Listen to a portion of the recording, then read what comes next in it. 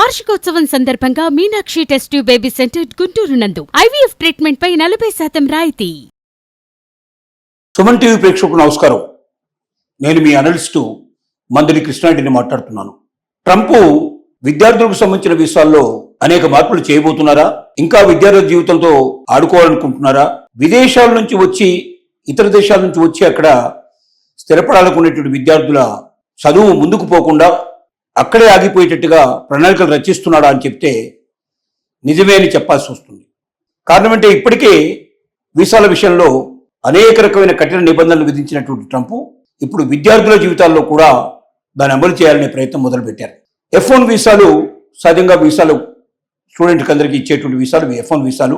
ఈ F1 వీసాల లోపల వెళ్ళిన వాళ్ళు సహజంగా డిగ్రీ లేక పోస్ట్ గ్రాడ్యుయేషన్ లోపల జాయిన్ అయిన వాళ్ళు వాళ్ళ చదువు తర్వాత 2 సంవత్సరాల పాటు వాళ్ళకి మామూలుగా ఓపీటీ అనేటువంటిది ఇవ్వడం సహజమైన విషయం. ఆప్షనల్ ట్రైనింగ్ ఇస్తూ ఉంటారు. ఈ ట్రైనింగ్ ద్వారా 2 సంవత్సరాలు అక్కడ ఉండే అవకాశం ఉంటుంది. వాళ్ళు ఆ టైంలో వాళ్ళు ఏదైనా జాబ్స్ కూడా చేసుకొని ఆ ట్రైనింగ్ పూర్తి చేసుకొని ఈ ట్రైనింగ్ పీరియడ్ తర్వాత వాళ్ళు ఏదైనా ఉద్యోగంలో చేయడానికి అవకాశాలు అక్కడ ఎక్కువగా సంభవిస్తూ ఉండేవి.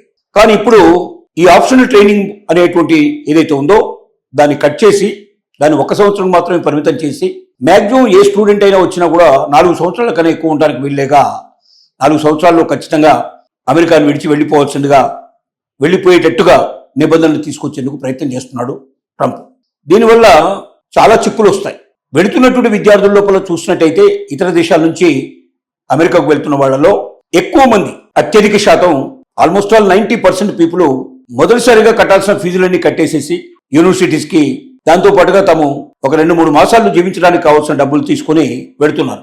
గతంలో ఉన్నటువంటి ప్రొవిజన్ ఏమిటంటే ఏ పెట్రోల్ బంకుల్లోనో ప్రొవిజన్ స్టోర్స్ లోనో లేక రెస్టారెంట్స్ లోపల డెలివరీ బాయ్స్ గానో ఇలా రకరకాలైనటువంటి పనులు చేసుకొని డబ్బు సంపాదించి తమ చదువు కావాల్సినటువంటి డబ్బుతో పాటుగా ఇంకా కొంత తాము తెచ్చిన అప్పును కూడా తీర్చుకోవడానికి వీలుగా అవకాశాలు ఉండేవి. తద్వారా మిడిల్ క్లాస్ పీపుల్ ఎక్కువ మంది వెళ్ళడానికి ఒక అవకాశం దొరికేది.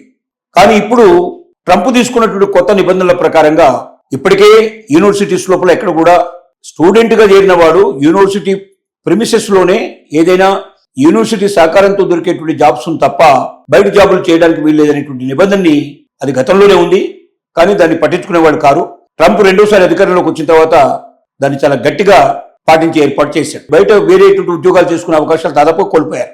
దానికి తోడుగా ఇప్పుడు ఈ ప్రాక్టికల్ ట్రైనింగ్ ఏదైతే ఉందో ఆప్షనల్ ప్రాక్టికల్ ట్రైనింగ్ ఏదైతే ఉందో ఈ ఓపీటీ నిబంధనని 1 year కు కుదించడం లేక 4 years మొత్తం స్టూడెంట్ వెళ్ళిన 4 సంవత్సరాలకి వీసా పూర్తి అయ్యేటట్టుగా ఆ తర్వాత 2 మాసాల లోపల వెనక్కి పోకపోయినట్టయితే ఆటోమేటిక్గా అతను నిబంధనలు అతిక్రమించినట్టుగా అవుతుంది. అతనికి 10 ఏళ్ల దాకా మళ్ళీ వీసా వచ్చే అవకాశం లేకుండా బలవంతంగా అమెరికా నుంచి బయటికి పంపించే ఏర్పాటు చేయడం జరుగుతుంది. దీంతో ఇక స్టూడెంట్ జీవితాలు అస్తవ్యస్తమయ్యే పరిస్థితి ఏర్పడుతుంది. గతంలో వెళ్ళినటువంటి మిడిల్ క్లాస్ పీపుల్ ఎవరుతున్నారో ఎవరు కూడా ఇప్పుడు అమెరికాకు వెళ్ళడానికి సాహసం చేసే పరిస్థితి లేదు. ఖచ్చితంగా డబ్బులు పూర్తిగా ఉండి 3 సంవత్సరాలు 4 సంవత్సరాలు అక్కడ ఎంతైతే డబ్బు అవసరం అవుతుందో అంత డబ్బుని పూర్తిగా వెచ్చించగలిగేవాళ్ళు, పెట్టుబడి పెట్టగలిగేవాళ్ళు, ఆ స్థితిమంతులైన వ్యక్తులు తప్ప వేరే వాళ్ళు ఎవరు అమెరికాకు వెళ్ళి చదువుకొని రావడానికి అవకాశాలు మృగ్యమైపోయినాయని చెప్పాలి. ఇది చాలా బాధాకరమైన విషయం. గతం లోపల మ్యాక్సిమం నెంబర్ ఆఫ్ పీపుల్ మనకు మిడిల్ క్లాస్ నుంచి వెళ్ళి అమెరికా లోపల చదువుకొని అక్కడ ఉద్యోగాలు సంపాదించి అక్కడ స్థిరపడి అక్కడ ప్రాపర్టీస్ కూడా కొనుక్కొని తమ స్నేహితుల్ని రిలేటివ్స్ను కూడా చాలా మందిని భారతదేశం నుంచి అమెరికాకు తీసుకెళ్ళడానికి ఎంతో సహకారం అందించారు. దానివల్లనే తెలుగు పాపులేషన్ బాగా పెరిగింది, తెలుగు కమ్యూనిటీ బాగా పెరిగింది, దేవాలయాలు హిందూ దేవాలయాలు అక్కడ వెలిసాయి, మన తెలుగు పీపుల్ డామినేషన్ కూడా పెరిగింది చాలా చోట్ల.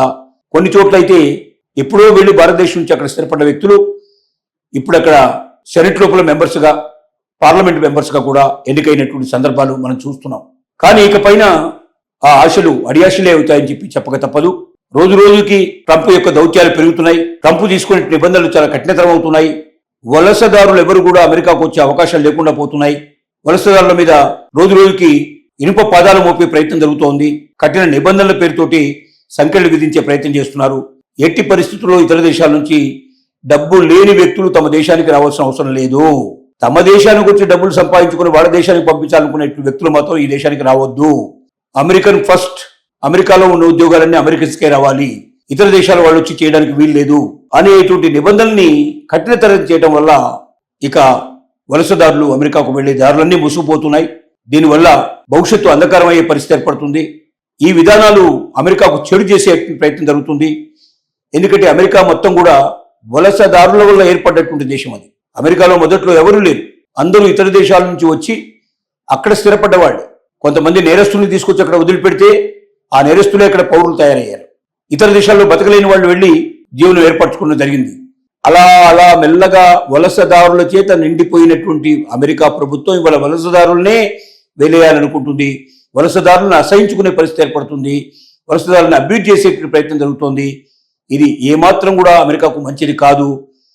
ఏ వ్యక్తుల వల్ల, ఏ శక్తుల వల్ల అమెరికా అభివృద్ధి అయిందో ఆ వ్యక్తుల్ని, ఆ శక్తుల్ని అమెరికాకు దూరంగా తరిమేయడం అంటే అమెరికా తన మూలాల్ని మర్చిపోవడం అని చెప్పక తప్పదని మేధావులందరూ కూడా హెచ్చరిస్తున్నారు.